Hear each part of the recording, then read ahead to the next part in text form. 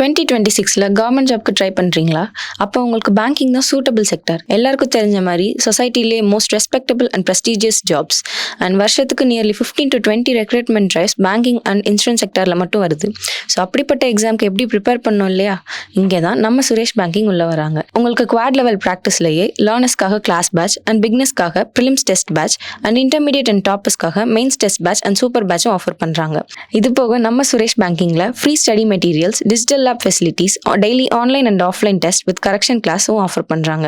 ஸ்டூடெண்ட்ஸோட doubts and queries solve பண்றதுக்கு mentor support and boys and கேர்ள்ஸ்க்கு separate study halls with 24/7 access. Suresh banking ஆப்ல aspirants அவங்களை develop பண்றதுக்காக unlimited டெஸ்ட்ஸும் ஆஃபர் பண்றாங்க. One time fee payment with free test batches up to placement. உங்களோட banking ட்ரீம்ஸை achieve பண்ணுமா? April 26 நம்ம சுரேஷோட 7 பிரான்ச்சஸ்லையும் new banking class batch start பண்றாங்க வித் ஃப்ரீ இன்ட்ரோ கிளாஸஸ். இந்த ஆப்பர்ச்சுனிட்டியை மிஸ் பண்ணாம அவைல் பண்ணுங்க. Achieve your banking dreams with Suresh banking. அனைவருக்கும் வணக்கம். இன்னைக்கு ஹிந்து நியூஸ் பேப்பரில் என்ன இம்பார்ட்டன்ட் நியூஸஸ் இருக்குது அப்படின்னு சொல்லி பார்ப்போம்.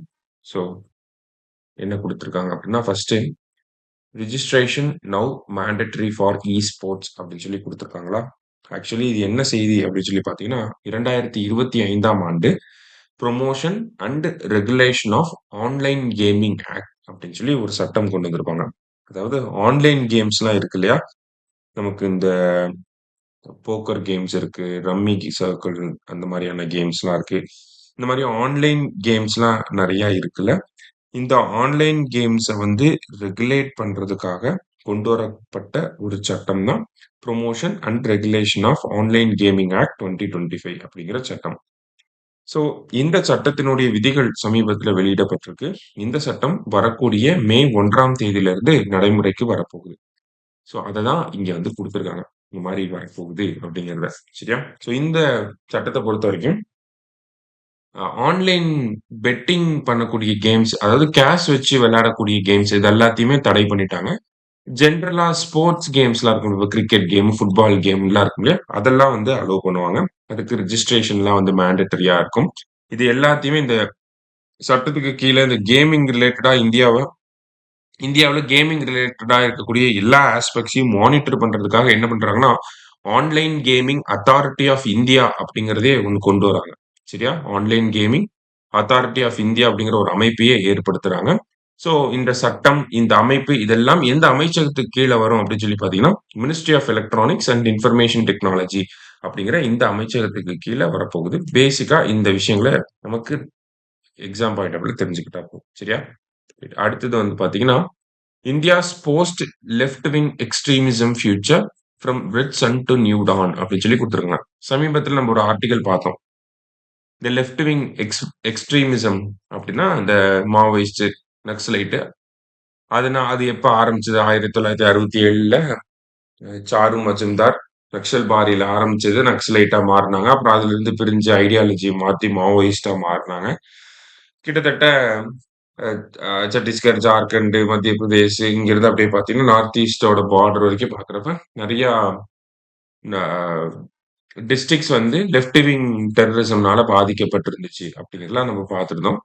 இப்போ ஆபரேஷன் ககார் அல்லது ஆபரேஷன் பிளாக் ஃபாரஸ்ட் அப்படிங்கிற அந்த ஆபரேஷன் போட்டு எப்படி நம்ம டெரரிசம், அந்த லெஃப்ட் விங் எக்ஸ்ட்ரீமிசம் வந்து எப்படி நம்ம எராடிகேட் பண்ணியிருக்கோம் அப்படிங்கிறத நம்ம இந்த சண்டே நியூஸ் பேப்பர்ல பார்த்துருந்தோம் இல்லையா? இங்க என்ன கொடுத்துருக்காங்கன்னா, இப்ப ஆயுதப்படைகளை வச்சு அந்த தீவிரவாதிகளை நம்ம என்ன பண்ணிட்டோம்னா எராடிகேட் பண்ணிட்டோம். நிறைய பேர் வந்து சரண்டர் ஆயிட்டாங்க. இதுக்கப்புறம் இருக்கிறதா மிக கடுமையான ஒரு ஃபேஸ் அப்படிங்கிறத சொல்றாங்க. அதாவது சண்டை போட்டுட்டு இருந்தாங்க, இப்ப அவங்கள சரண்டர் பண்ண வச்சாச்சு.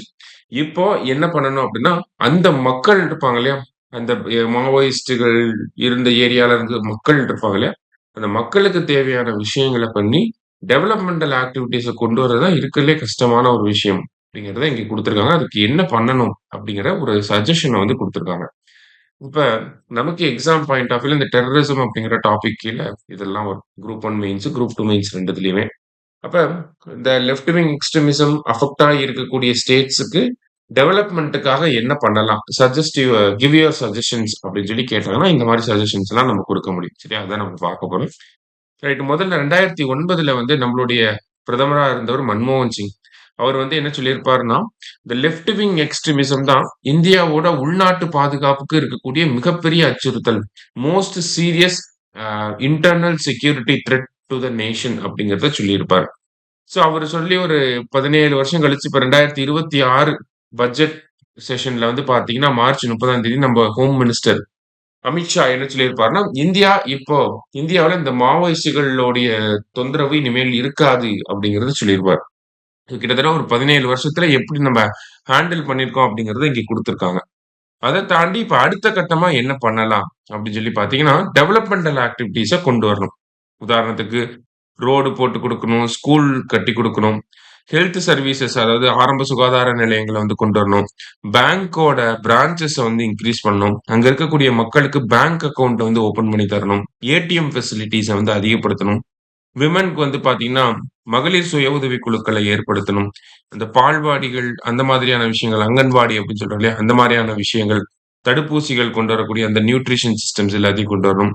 அதே மாரி அக்கவுண்டபிள் ஃப்ரண்ட் லைன் டெலிவரி அப்படின்னா வந்து இந்த ரேஷன் கடைகள் மாதிரியான விஷயங்கள் எல்லாமே ஒரு அடிப்படையான கட்டமைப்பு அப்படிங்கிறது இருக்கும் இல்லையா? ஒரு இப்ப கிராமத்துக்கு போனோம்னா ரேஷன் கடை அப்படிங்கிறது இருக்கும். அங்கன்வாடி அப்படிங்கிறது இருக்கும். அடுத்ததா ஆரம்ப சுகாதார நிலையம் அப்படிங்கிறது இருக்கும். அடுத்ததா பார்த்தீங்கன்னா, ஒரு கிராமத்துக்குன்னு ஒரு ஸ்கூல் இருக்கும். ஒரு தொடக்கப்பள்ளியாவது இருக்கும். இல்லையா? ஸ்கூல் இருக்கும். பஸ் ஸ்டாப் இருக்கும். நல்ல ரோடு போட்டிருப்பாங்க. முக்கியமான தெருக்கள்ல நல்ல ரோடு போட்டிருப்பாங்க. மயான பூமிகள் அப்படிங்கிறதெல்லாம் இருக்கும். அடுத்தது ஒரு லைப்ரரி, ஒரு ஒரு பார்க் இந்த மாதிரியான டெவலப்மெண்டல் விஷயங்கள் எல்லாத்தையுமே பண்ணி குடுக்கணும். அப்படிங்கிறது தான் எடுத்தோனே நமக்கு சொல்றது. அடுத்ததா இது இது வந்து பொதுவான ஒரு சேவை. எல்லா மக்களுக்கும் தேவைப்படக்கூடியது. அடுத்தது அங்க இருக்கக்கூடிய விளிம்பு நிலை மக்கள வளர்ச்சி செய்றதுக்கான திட்டங்கள கொண்டு வரணும். அததான் டெடிகேட்டட் ஏரியா பேஸ்ட் பிளான்ஸ் அப்படின்னு சொல்றாங்க. ஓகேவா? அதாவது மத்திய அரசாங்கம் பொதுவா என்ன பண்ணுவாங்கன்னா, சென்ட்ரலைஸ்டா ஒரு ஸ்கீம போட்டுருவாங்க. அத செயல்படுத்துங்க அப்படின்னு சொல்லி மாநில அரசாங்கங்கள் மீது ஒரு ஒரு பிரஷர கிரியேட் பண்ணுவாங்க. அப்படி இல்லாம என்ன பண்ணணும்னா, ஒரு பாலிசி ஃப்ரேம் ஒர்க்க மட்டும் குடுத்துட்டு, actual design and implementation of the பாலிசிய வந்து லோக்கல் கவர்ன்மென்ட் கிட்ட ஸ்டேட் கவர்ன்மென்ட்ஸ் கிட்ட விடணும் அப்படிங்கிறது தான் இந்த இடத்துல சில எக்ஸாம்பிள்ஸ குடுத்து நமக்கு பிரசன்ட் பண்றாங்க. இப்ப வெஸ்ட் பெங்கால்ல வந்து பாத்தீங்கன்னா, அம் ஜங்கிள் மஹால் அப்படிங்கிற ஒரு திட்டம் இருக்கு. அது அந்த பர்ட்டிகுலர் ஏரியாவுக்கு தேவைப்படுற மாதிரியான ஒரு திட்டம். அடுத்தது சரண்டா அண்ட் புத்தா ஃபஹத் அப்படிங்கிற திட்டம் ஜார்க்கண்ட்ல. மல்கன்கிரி அப்படிங்கிற இது ஒடிசால. இது எல்லாமே அந்தந்த அந்த பிளேஸுக்கான ஒரு திட்டம். ஓகேவா? இப்ப சமீபத்தில கூட பார்த்தீங்கன்னா, சத்தீஸ்கர்ல வந்து பஸ்தர் அப்படிங்கிற ஒரு திட்டம் இருக்கு. அந்த ஏரியா பஸ்தர் அப்படிங்கிற பிளேஸ் இருக்கு. அந்த ஏரியாவுக்கான திட்டமாக பஸ்தர் பிளான் அப்படின்னு கொண்டு வந்து என்ன பண்றாங்க? அந்த லோக்கல் பீப்பிள்க்கு ஏத்த மாதிரியான திட்டங்கள வடிவமைக்கிறாங்க. சரியா? லோக்கல் பீப்பிள்க்கு ஏத்த மாரியான திட்டங்கள் வடிவமைத்து, அங்க குடிசை தொழில்கள் எத புரமோட் பண்ணலாம்? அங்க மக்களுக்கு என்ன லோக்கல் கம்யூனிட்டீஸ இன்வால்வ் பண்ணி என்ன மாதிரியான நலத்திட்டங்கள, டெவலப்மெண்டல் ஆக்டிவிட்டீஸ, எக்கனாமிக் ஆக்டிவிட்டீஸ என்ன பண்ண முடியும்? இந்த மாதிரி லோக்கல் கம்யூனிட்டீஸையே இன்வால்வ் பண்ணி செயல்படுத்தக்கூடிய திட்டங்களாக நம்ம கொண்டு வரணும் அப்படிங்கிறத சொல்றாங்க. சரியா? அத தாண்டி வேற என்னலாம் பண்ணலாம் அப்படின்னு பார்த்தீங்கன்னா, நம்ம முன்னாடியே பார்த்திருந்தோம். எ சண்டே நியூஸ் பேப்பர் பார்க்கிறப்ப என்ன சொல்லியிருந்தோம்? ட்ரைபல் இந்த மாவோயிஸ்டுகள் நக்சலைட்டுக்குள்ள ஏற்பட்ட உட்கட்சி பூசல் அப்படின்னு சொல்லுவாங்க. ஓகேவா? அந்த ஃபேக்ஷன்ஸே ஒரு பெரிய காரணமா இருந்துச்சு. என்ன ஃபேக்ஷன்ஸ் இருந்துச்சுன்னா, சண்டை போடக்கூடிய செயல் வீரர்கள் எல்லாருமே வந்து பார்த்தீங்கன்னா, ட்ரைபல் பீப்பிளா இருப்பாங்க. அந்த மாவோயிஸ்டுகள்ல. அந்த மாவோயிஸ்டுகள்லயே முடிவெடுக்கக்கூடிய அதிகார வர்க்கத்துல இருக்கிறவங்க ட்ரைபல் பீப்பிளா இருக்க மாட்டாங்க. சரியா? அப்ப இதுவே ஒரு பிரச்சனைய கிரியேட் பண்ணுச்சு. அதுலருந்து என்ன நம்ம புரிஞ்சுக்கிறோம்னா, அ மாவோயிஸ்டுகள், நக்சலைட்டுகள்னாலே அதிகமா பழங்குடியின மக்கள் வந்து இருப்பாங்க. பழங்குடியின மக்கள் சண்டை போடுறத விட்டுட்டு நார்மல் வாழ்க்கைக்குள்ள வராங்கன்னா, அவங்களுக்கு தெரிஞ்ச வாழ்க்கையா இருக்கிறது என்னன்னா, காடோட ஒன்றி வாழ்றது தான். அப்ப காடுகள்ல போய் பொருட்கள் எடுத்துட்டு வருவாங்க. ஃபாரஸ்ட் ப்ரொடியூஸ் எடுத்துட்டு வருவாங்க. வுட் கலெக்ட் பண்றது, ஹனி கலெக்ஷன் இந்த மாரியான விஷயங்கள்லாம் இருக்கும். அப்ப அவங்க கலெக்ட் பண்ணி கொண்டு வரக்கூடிய அந்த ஃபாரஸ்ட் ப்ரொடியூஸ்க்கு வந்து நம்ம என்ன பண்ணணும்? அரசு தரப்புல இருந்து ஃபேரான ப்ரொக்யூர்மென்ட் வந்து பண்ணணும். ஓகேவா? நியாயமான விலையில அவங்க பொருட்கள வாங்கணும். அந்த பொருட்களுக்கு வேல்யூ அடிஷன் பண்றதுக்கான உதவிகள அரசாங்கம் வந்து ஏற்படுத்தி குடுக்கணும். அதுக்கான திட்டங்களும் இருக்கு. அந்த திட்டங்கள சரியான முறையில நம்ம நடைமுறைப்படுத்தணும் அப்படிங்கிறத சொல்லணும். அடுத்தது ஆக்ரோ ஃபாரஸ்ட்ரி அந்த மாரியான விஷயங்கள். அடுத்தது அந்த அலைடு லைவ்லிஹுட் அப்டின்னா, ஃபாரஸ்ட்ல இருந்து அ கொண்டு வராங்க இல்லையா ப்ராடக்ட்ஸ். அத பேஸ் பண்ணி வேற ஏதாவது வேல்யூ அடிஷன் பண்ணி வேற ஏதாவது பண்ண முடியுமா? இந்த அது ரிலேட்டடான அ வேற ப்ராடக்ட்ட மேக் பண்றது, அந்த மாரியான விஷயங்கள். அடுத்தது இன்சென்டிவ்ஸ் குடுக்கறது. ஸ்மால் அண்ட் மீடியம் என்டர்பிரைசஸ் வந்து அவங்களுக்கு வந்து தொழில் முனைவோர்களாக மாத்தி, இல்ல எம்எஸ்எம்இய கிரியேட் பண்ண வச்சு, அவங்களுக்கு கடன்கள வழங்கி, அதன் மூலியமா ஒரு டெவலப்மென்ட் எடுத்துட்டு வர்றது. எக்கோ டூரிசம் அப்படிங்கிறத பண்ணலாம். நெறைய ட்ரைபல் பீப்பிள்ஸ் இருக்கப்ப அவங்கள வந்து டூரிஸ்ட் கைடா, இல்ல டூரிஸ்ட் சென்டர சுத்தி நெறைய பிசினஸ் ஸ்டார்ட் பண்ற மாதிரி, அந்த மாரியான விஷயங்கள வந்து பண்ண முடியும். ஸோ இந்த மாரி ரீஜினல் எக்கனாமிக் பிளான்ஸ் எல்லாம் போடுறப்போ ஒரு ஸ்டேபிள் எம்ப்ளாய்மென்ட் அப்படிங்கிறது அந்த மக்களுக்கு ஏற்படும். அதே மாரி அந்த நேரத்துல நம்ம அடிப்படையான வசதிகளையும் பண்ணி குடுத்துட்டோம்னா, நார்மல் ரெஸ்ட் ஆஃப் த இந்தியாவோட சீக்கிரமா அவங்கள இன்டகிரேட் பண்ண முடியும் அப்படிங்கிறது சொல்லுறாங்க. சரியா? அத தாண்டி பார்த்தோம்னா, அரசு திட்டங்களே ஏகப்பட்டது இருக்கு. பிஎம் ஜன்மன் அப்படிங்கிற திட்டம் இருக்கு. பிஎம் ஜுகா அப்படிங்கிற திட்டம் இருக்கு. போன வருஷமே பார்த்தீங்கன்னா, ஆதி சன்ஸ்கிருதி, ஆதி கர்மயோகி போன்ற திட்டங்கள்லாம் கொண்டு வந்திருக்காங்க. ஸோ இந்த திட்டங்களையும் நம்ப லோக்கல் நீட்ஸ்க்கு ஏத்த மாதிரி இம்ப்ளிமெண்ட் பண்றப்ப சக்சஸ்ஃபுல்லா முடியும் அப்படிங்கிறத சொல்லியிருக்கேன். சரியா? ஸோ இன்னைக்கு ஒரு முக்கியமான ஆர்டிக்கிள வந்து பார்த்திருக்கோம். அடுத்தது வந்து பார்த்தீங்கன்னா, women win many unreserved panchayat seats அப்படின்னு சொல்லி குடுத்திருக்காங்க. அதாவது நம்ப பஞ்சாயத்துகள பொறுத்தவரைக்கும் பார்த்தீங்கன்னா, பெண்களுக்கு 33% இடஒதுக்கீடு அப்படிங்கிறத அந்த 73rd, 74th அமெண்ட்மென்ட் ஆக்ட்ல நம்ம பார்த்திருப்போம். அத தாண்டி அ பல மாநிலங்கள் மற்றும் யூனியன் பிரதேசங்கள் வந்து என்ன பண்ணியிருக்காங்கன்னா, 50% இடஒதுக்கீடு அப்படிங்கிறத வழங்கியிருக்காங்க. இப்ப உதாரணத்துக்கு தமிழ்நாடு பார்த்தீங்கன்னா, 2016ஆம் ஆண்டுல உள்ளாட்சி தேர்தல்கள்ல பெண்களுக்கு 50% இடஒதுக்கீடு அப்படிங்கிறத வழங்கியிருந்தாங்க. இந்த மாதிரியே கிட்டத்தட்ட 19 மாநிலங்கள் மற்றும் யூனியன் பிரதேசங்கள் பெண்களுக்கு 50% இடஒதுக்கீட வழங்கியிருக்காங்க.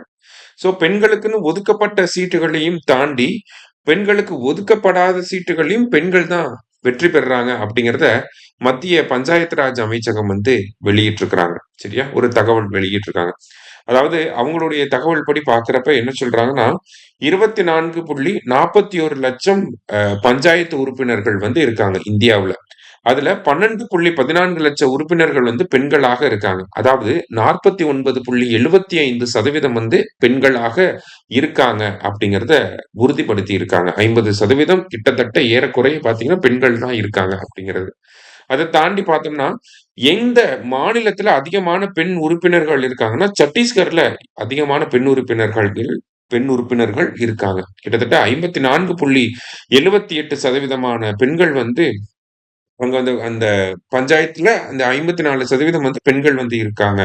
அப்படிங்கிற ஒரு தகவலையும் இங்க நமக்கு குடுத்திருக்கு. சரியா? ஸோ ஒரு முக்கியமான ஒரு டேட்டா நமக்கு எக்ஸாம் பாயிண்ட் ஆஃப் வியூல கண்டிப்பா கேட்கலாம். மெயின்ஸ் பாயிண்ட் ஆஃப் வியூல பாக்ஸ் கன்டென்ட்ல யூஸ் பண்ணிக்கிறதுக்கு உதவியா இருக்கும். சரியா? ஸோ நம்ம இன்ஸ்டிடியூட்ல வரக்கூடிய ஏப்ரல் 25ல இருந்து பிலிம்ஸ் அண்ட் மெயின்ஸ்க்கான பிஎம் 2.0 அப்படிங்கிற டெஸ்ட் பேட்ச் வந்து ஸ்டார்ட் பண்ண போறோம். ஸோ இந்த பிஎம் 2.0ல நமக்கு பிலிம்ஸ்க்கான கொஸ்டின் பேங்க் குடுத்துருவோம். மெயின்ஸ பொறுத்தவரைக்கும் கொஸ்டின்ஸ் வந்து குடுத்துருவோம். பிலிம்ஸ் கொஸ்டின் பேங்க்க நீங்க நோட்ஸ் எடுத்துட்டு வந்திருக்கணும். அந்த கொஸ்டினுக்கான எக்ஸ்பிளனேஷன் எழுதிட்டு வந்திருக்கணும். மெயின்ஸ பொறுத்தவரைக்கும் 30 கொஸ்டின் குடுத்துருவாங்க. அந்த 30 கொஸ்டினுக்கான நோட்ஸ காட்டுனதுக்கு அப்புறமா தான் உங்கள டெஸ்ட் எழுத அலோவ் பண்ணுவாங்க.